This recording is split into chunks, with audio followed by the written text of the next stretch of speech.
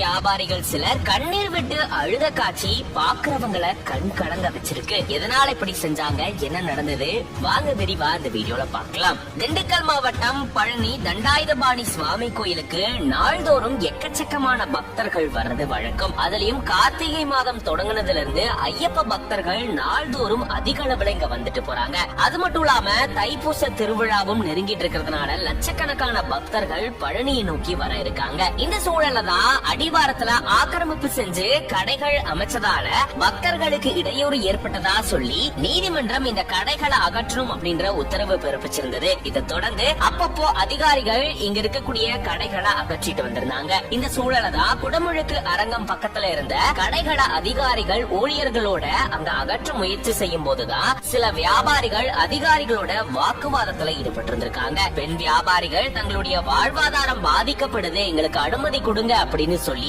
கண்ணீர் விட்டு அழுத காட்சி பாக்குறவங்களை கண் கலங்க வச்சிருக்கு. மேலும் இந்த பகுதியில் இருக்கக்கூடிய வியாபாரிகள் கடைகள் அமைக்கிறதுக்கு தங்களுக்கு அனுமதி கொடுக்கணும் அப்படின்ற மாதிரியான கோரிக்கைகளை முன் வச்சிருக்காங்க. இதனால பழனி அடிவார பகுதியில பெரும் பரபரப்பு சூழல் ஏற்பட்டிருந்திருக்கு.